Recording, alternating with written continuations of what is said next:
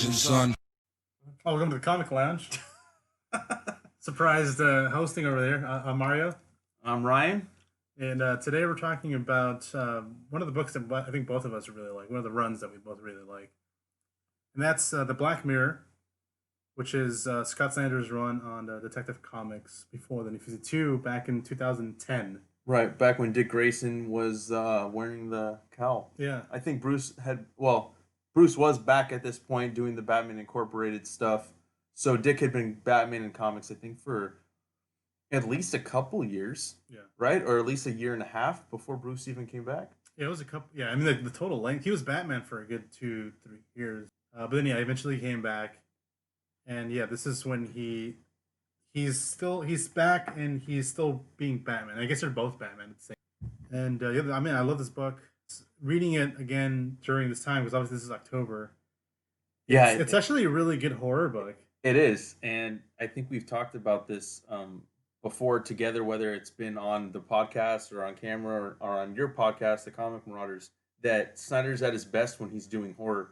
And when we decided to do this to coincide with the Scott Snyder interview, I didn't even think about the fact that it fits also for October. Yeah. You know what I mean? Yeah, like, I was reading it last time, I'm like, dude, this is a creepy fucking story, Yeah. kind of. You know, and then you have, like, Jock and Francavilla on art, both phenomenal artists, and both of their story, because there's multiple stories in this collection, and each one of them is just, it's just so dark and I think grim. The approach of having the two artists kind of do different stories, and as far as different tones too, Mm-hmm. and the focus is different, but it fits the character. The story fits the art every time they switch over.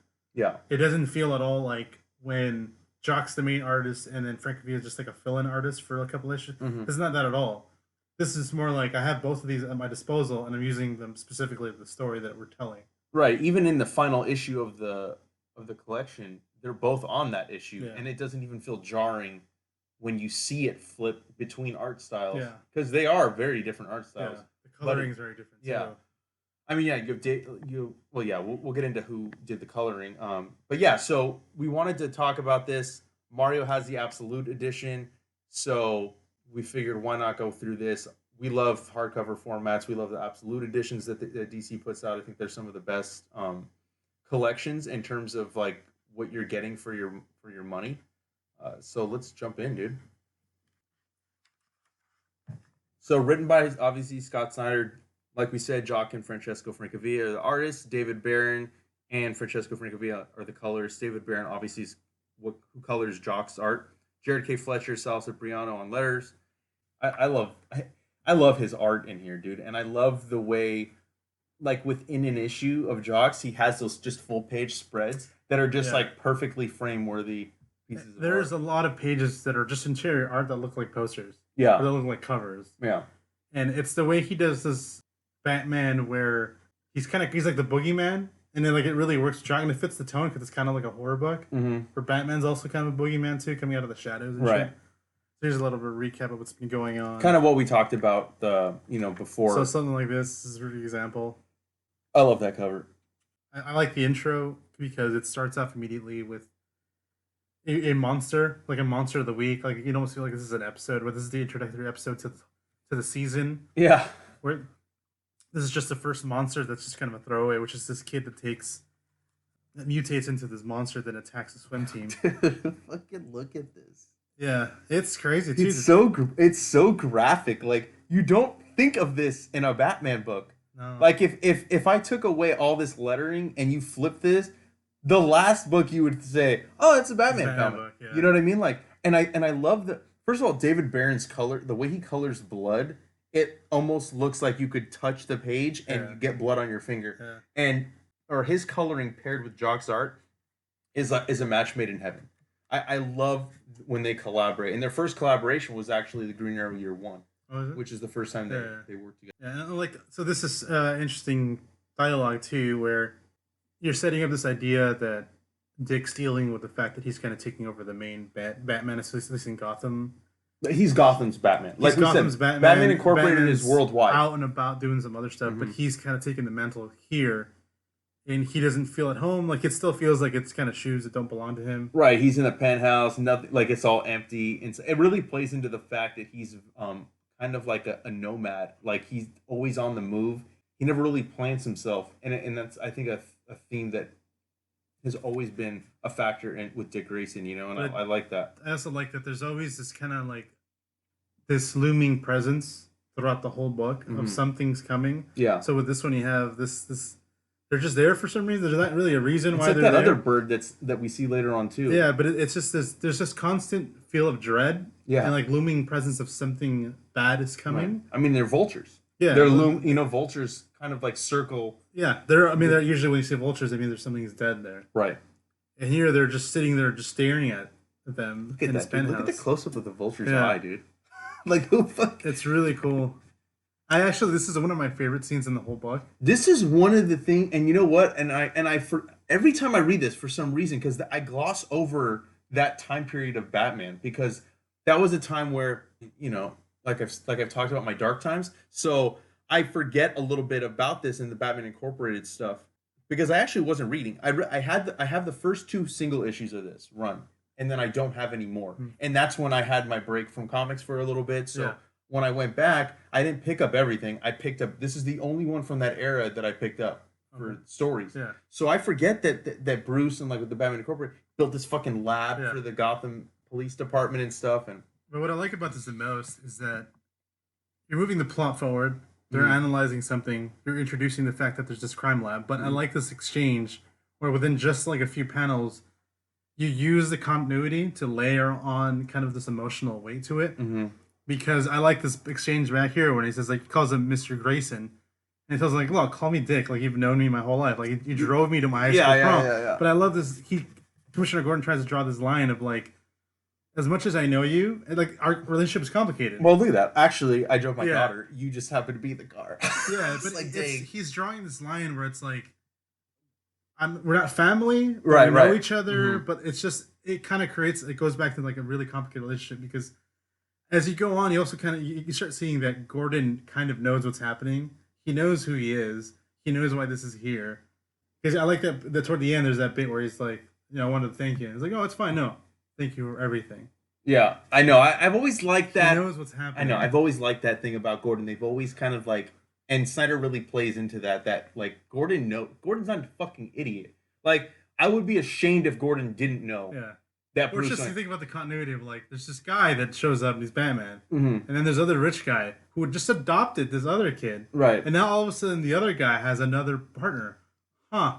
Yeah, that's weird. Yeah, exactly. I mean, and I love because Commissioner Gordon's one of my favorite supporting cast characters in comics, and I love that we're getting a new spin on the Batman Gordon relationship because Dick is not like Bruce. Yeah, you know what Bruce and him have like this kind of like respect for each other as equals, and just in their own different way. This is like you were a kid. I saw you grow up. I mean? Yeah. You're the same age as my daughter. So yeah, so they're doing some analyzing at the lab. I love the way he always has Batman show up. He always has him show up in this like very black silhouette kind of approach. Yeah. Which is minimal lighting. He's always barely lit. It's a lot of silhouette with just kind of eyes just for expression. And this is pretty simple. I mean, you can see the colors. Like not that many colors here, but it works really effective. And it goes back and forth from being this kind of simple, where it's just like this is just a purple gradient with essentially this black and white with just a little bit of color. But then you have these scenes that really pop like this. Yeah, it's funny when I interviewed David Barron, he talked about. I asked like, "What's your favorite like? What are some of your favorite colors to use when you're doing stuff?" And it was kind of like because Nick was like, "Oh, you should ask him what his favorite color is." I'm like, "That's a fucking dumb question. I'm not gonna ask him." But then I worded it different, and he said purple. Huh. Purple was a color that he really liked to use, and now knowing that because I haven't read anything really since then since I talked to him, Yeah, it's you like see more here. fucking purple, dude. Oh, this was one of my favorite. This is one of my favorites, dude. Once I fucking saw this last night when I was reading, I'm like, I remember why I love it. I just love the composition. Look at that, like you have it's a double page spread, but you have the panels within it. Yeah, and within the main image that we're looking at, Batman's just very small in Gordon. You're mostly just seeing the night sky and stuff, and I like that it's red and kind of a scratchy fucking looking bat Yeah, signal. that's the thing about Jock's art too. Like his, like it's not a pretty art style. It's very manic. Angular and very like, and it's just always kind of rough. But Mhm. it for some like his style just fucking works out. Another fucking Yeah, another bird, another more presence of something coming. yeah. No, I love this scene too. Yeah. I love this time period because you had Batman and Robin, and there was a lot of elements like this where you would show the difference between the two of them. Something that comes up later on too is the fact that Dick Grayson smiles. Right. But one of the other differences too is that he doesn't disappear, which I love the scene because he's like something wrong. He's like, no, I just I'm not used to it. Yeah. Like just clearly being like you're not the same guy. Right. I'm not used to you still being there when I look up. Yeah. Yeah. It's kind of funny. Yeah, and here's a little bit more Batman stuff where it's like, oh, this is some crazy equipment. Mine's better because I'm Batman. And I think Snyder, like, he really has a good grasp of Dick Grayson as a character, and I think like that's why I wish like we would have gotten more time with Dick Grayson as Batman. Yeah. And his dialogue, like the inner dialogue of Dick Grayson, just as a huge, because I'm a huge Dick Grayson fan. I love Nightwing. You know what I mean? But like I was very happy. Cool. Yeah, I know this is another like a poster right there. You know what I mean? Like a fucking vines coming out of his mouth. Yeah, I also the other thing that I think of too is Stephanie Brown, the Batgirl run. There's a scene in there too, which is something that plays into this too, which is she points out because she always speaks her mind out loud, even when she shouldn't. There's a point where she mentions something like Dick's changed, like he's different now. There's a weight on his shoulders that he didn't have before. And then there's like a scene where it switched over to Barbara Gordon, and she talks about how, because obviously they have that romantic connection. Yeah. And she talks about how she kind of likes the fact that he does do that, but then he kind of turns it off for her, which you can kind of see a little bit of that here. I know, I love this. I've always been a huge fan of Dick Grayson and Barbara Gordon together, and I'm a huge fan of her as Oracle as well. That's something I kind of miss. Yeah. I mean, I'm glad that they gave her the use of her legs back, but I think that there was so much growth in the dynamic character, is different. and they put so much work into who she was, and like they really accentuate the fact that she's very fucking smart, and she was corralling every hero in the DCU. Yeah. Like they all could call her for anything, you know, and she would have all the information. Like that's what she did. You kind of see it here, what I was talking about, where they're having a conversation that seems more like their usual selves, but then he kind of turns it off. He goes back into Batman mode. This is really dope. This is my favorite page. Yeah, it's really cool. This is another one. This is not a cover. No. This is an interior page, but it could have easily been the cover. Yeah, you imagine the logo being here or whatever. A little bit more of them analyzing or them looking at stuff. You also get to see the opportunity to see his relationship with other characters. Tim Drake, yeah. So you see Tim Drake and how he kind of deals with them and how they talk. Because they're all running fucking Batman Incorporated together, all of them. Here we go, another one of my favorite characters. I love Bullock, dude. I love he's always got a fucking cigarette hanging out of his mouth or in his fucking hand. Every fucking image you see. He's always sarcastic too. You get to the part where Dick tries to infiltrate the Black Mirror. black market sales of memorabilia of criminals. Or is it called Mirror House? I think it's called Mirror House, right? Something like that. Yeah. And yeah, he goes into there, and they're really creepy, and they're all wearing these gas masks. They're auctioning off. You can also see a lot of what New 52 and Batman ended up being. A lot of it's kind of like you see where he's doing some of that here. Like Court of Owls type feelings. Yeah, and they're all selling off like these items from some of the criminals, and he's, you know, this fucking dude already looks creepy as fuck. Even with this on, if you take that off, like he's all hobbled over, these fucking weird like looking hands and shit. And one of the items they auction off is the fucking crowbar that Joker killed Jason Todd with. And he makes a joke of that possibly could have some brain matter on it and shit. Yeah, like, it's pretty just intense. such a creepy fucking story. And really, to me, unlike any Batman story I think I had read prior. I mean, I obviously haven't read everything, but I don't ever remember a Batman story that had this kind of tone throughout, you know? And then he discovers that that Rhodes, who Dick was pretending to be, that he's actually Batman, and that's the special thing that they're going to be bidding on, but that they don't have to pay for that.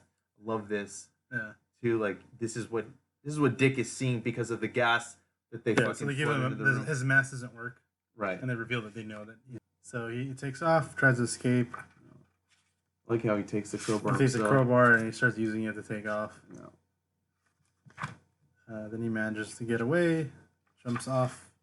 Then he has a nightmare because he's been. Oh, I love this too. He wakes up, his fucking legs are cut off. Well, not only that, then Barbara freaks out in his dream where she tries to kill him. Right, and then he realizes that was a fucking nightmare, and then he wakes up to almost exactly how he woke up in his nightmare. Yeah.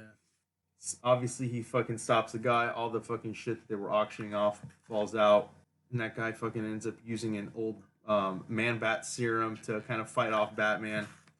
Yeah, this is just a fight scene. Yeah, it's like this monster that he's fighting. Yeah. Let me look how and he manages to save the day, and he also starts to. The idea is he's starting to get more comfortable. Right, he's starting to put stuff up in the penthouse that he's staying in to make it feel more like home. So here's an interesting thing too. So obviously here we're switching artists, right? We're switching story and tone. But what's interesting is that you think this is like a contained story, like, oh, cool, this is the first arc. Yeah, this is all just part of the same story. When you'll find out how this, it wasn't exactly what was happening, is what happened. So we get into Francavilla here. I fucking love this. I know, so do I. It's his art style to this kind of story is perfect. The focus changes from being Dick Grayson's story to about being Commissioner Gordon's story, and it's because it's dealing mostly with his son, James. Yeah, because I mean, where they're at a zoo, and a bunch of birds have been let free, and as they're checking the footage, they see James Jr. Yep. I love his coloring choices too. It's just the palette is all blue. Yeah. You know what I mean? Like, or all yellow. And just gradients. It's just it's just 2 or 3 colors max.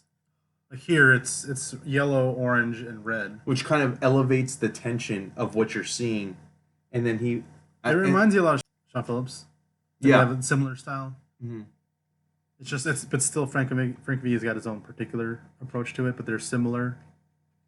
And as we're seeing this, he's talking about his son back in the past, because now we're jumping into the past, and I think that's what this is trying to signal. Or is it in his mind? No, this is a memory. Yeah, okay. He's remembering a story that comes up about another fucking bird, dude. Yeah, it's really odd. I didn't even pay attention that there was another bird, and they're all birds of prey. Yep. And look at that. I do like Francavilla starts messing around with the title a lot more. Yes. And you can see that through every issue. Yeah, how he's technically lettering it. No, I mean, he doesn't letter the book, but I don't. Oh, you mean like that stuff? Yeah, that stuff was done by him. Right. And I love the red, the reflecting off of his glasses. It just fucking makes him look so creepy. Looks like a fucking psychopath. I mean, he's a psychopath. I love this too.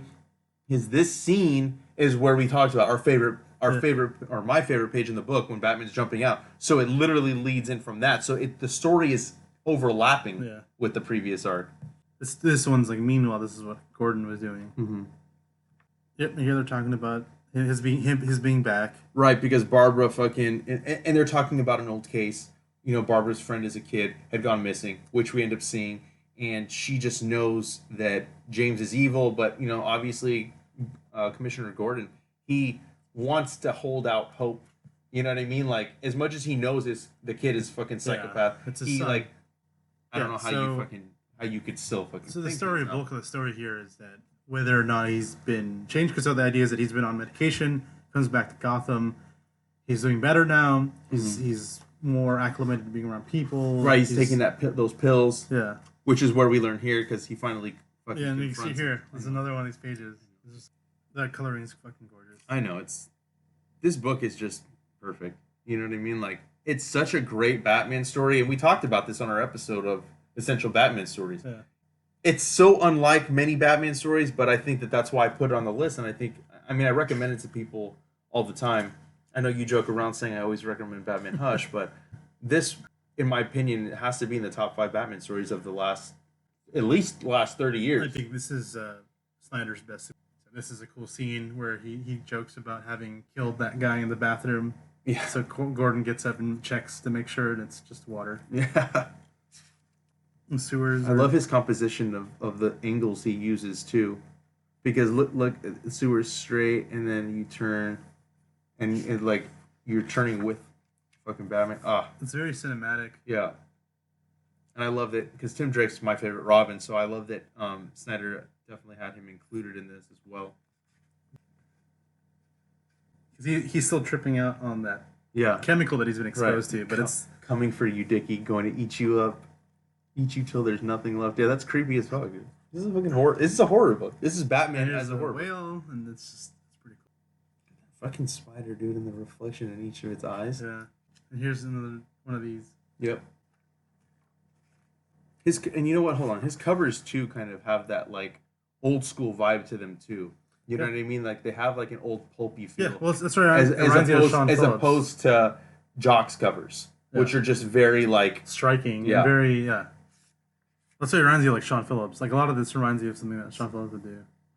I love Bullock. There he is again, bro. Yep. And there's a rat feeding on the birds. So he kicks the rat off the ledge. Now he gets snow. I love this scene too, which is really cool. Yeah. And this is the current case that they're going after, and I think he has a history with this guy that we end up learning about later on. And Gordon's talking about from when he was younger, right? And Gordon's talking about how he hates when it snows and stuff because it kind of covers the dirt that's in the city, all the clues and the evidence that he could be finding. And then we flash back to a young James Gordon, Commissioner. Right? And they're talking. He's on the phone with his wife. They're talking about how they need to do something about their kid because there's definitely something wrong with him. They're not sure what it is yet, and he's like, but that's what they give people at Arkham for fucking psychopaths. And she's like, yes, I'm aware. I mean, look, even him, just like a Joker. Just him as a Joker as a kid. He's fucking. He cuts open this bird. He's like, I just want to see where it keeps the eggs. Yeah, that's fucking weird, dude. Your kid's a psychopath. Yeah. Do something about him, And here's the key. This is like what I said earlier. Babs' friend goes missing, and I think that keychain plays a factor because she said she saw James with it after she goes missing. There's that key. I like how prominent it is. Yeah.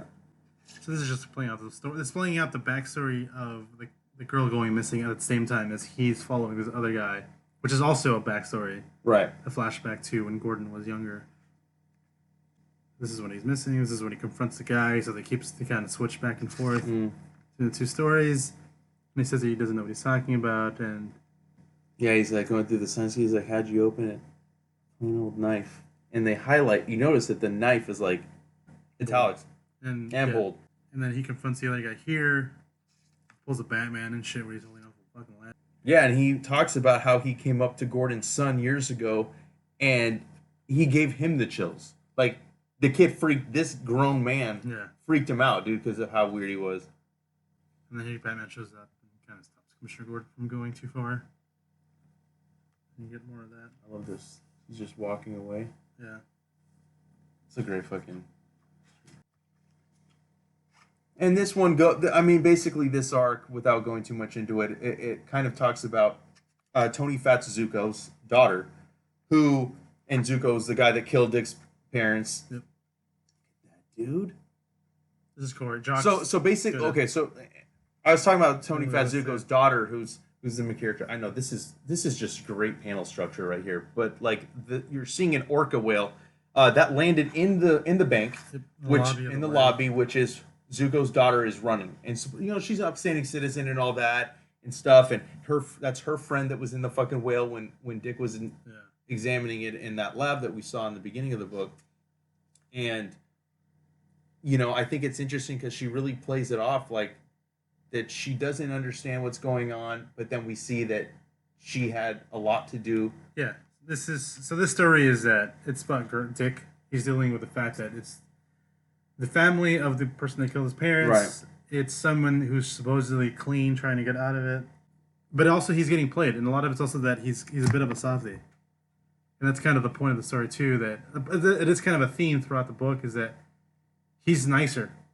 He's a little bit more trusting. Yeah. And even though this is the family of the people that killed his parents, he still wants to kind of believe the fact that she is going straight. She is just trying to not be that, trying to get away from that family name. Mm-hmm. And he investigates, gets into some shit.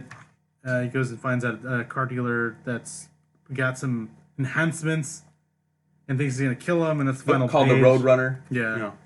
This is a really cool shot too. Another fucking bird. Was that a Roadrunner at the beginning. Might have been the one that was in the corner. Yeah, I wonder if that Maybe. was Roadrunner. Interesting. And so he managed to escape. It's just a fight scene. It's pretty cool. He ends up lit on fire. I mean, Jock does great fight scenes. I mean, we could sit here and Yeah, analyze see, them, but I it's mean, just- there's really no point. You see, that's the enhancements he has. But he ends up being caught. You know, it takes him out. And then they kind of find out what ended up happening. And you over here, she's still playing like the, you know, I'm not. I was hiding something, but I'm not hiding anything anymore. And it seems like everything's fine.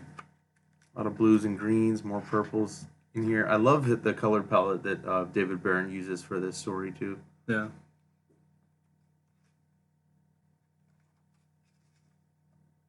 Cool.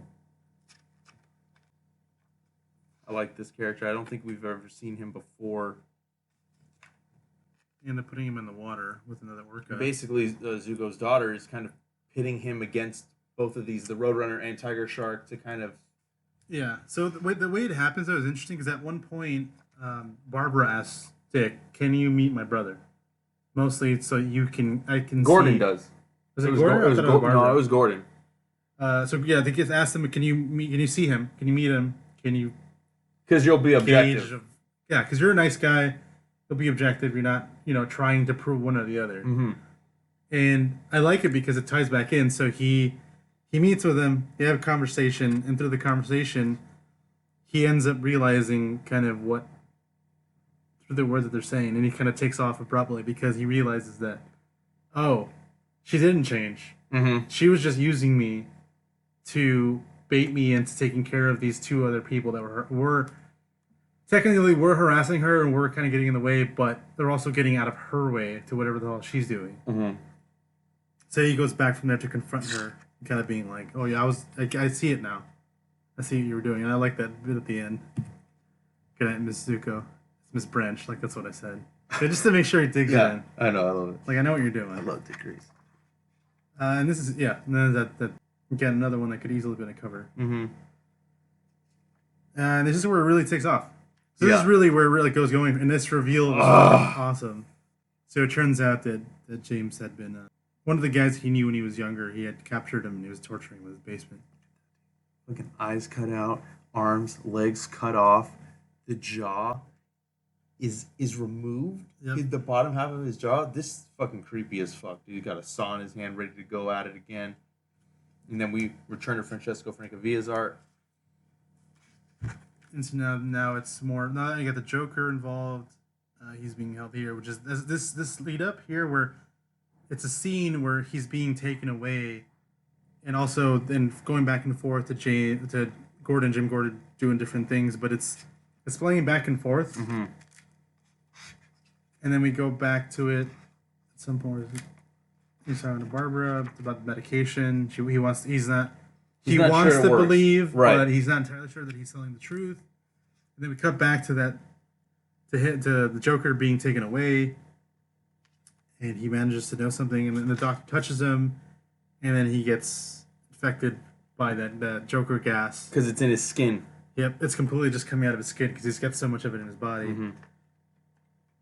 Then you think this is this is the same conversation where they're analyzing. Right, and this is where we learn that it's not changing him from being, it's not like keeping him from being a psychopath. It's actually helping turn people into them, and he's trying to leak it into some sort of thing to get it into the system of kids, right? It's baby formula. And that's fucking crazy, dude. So he takes off to try to help that out. And he's going flashbacks. So this is what the color swap is again. Yeah. This is what's happening present day, and this is where he's just thinking back to his son, to the good memories. Right. And this is where you start leading into the back and forth of what's happening here, and then what he's looking for in that little box, because it leads to the key. He did have the key. And look at all the other fucking keychains. That's what he saves. Now this is unfortunately one of the stupid fucking covers that speculators had. It's not a stupid cover. What Mario's saying is that it's stupid that it became speculated on for no reason. This run is other amazing, than- but this run wasn't that popular. You could have bought this issue in 2014 for fucking $4. Mm-hmm. And then all of a sudden people started speculating, and this cover now sells for a shit ton of money. Right. So now you think that the Joker's escaped, and the Joker's on a fucking warpath doing some crazy shit. And that's kind of what we're supposed to let to believe. You know, they take her back to the hospital. That's Jim Gordon's wife, by the way. And over here, I like this detective being able to accompanying here, where he's going after him, and he's like, "What are you doing? Why are you going that way?" He's like, "No, that was a bait and switch. The doctor was playing the Joker. Our Joker went this way." And this scene is pretty fucking dope. He goes down to these like catacombs and runs into the Joker, and then he realizes that you're not my Batman. I didn't say like my Batman's made of like leathery wings and shit. And he's like, you smell more like feathers. I know. I love Jock's interpretation of Joker. Also, it's fucking absolutely horrifying. And you find out that I didn't do anything to them. I wasn't involved with any of that. It was all just a ruse. Someone used Joker as a cover. Right, and it was her own son that did it. There it is. You don't even see his mouth, but it looks. It's just about the glasses. It's the fact that it's just the glasses. Yeah, and then this is toward the end now, so now everybody kind of knows what's happening.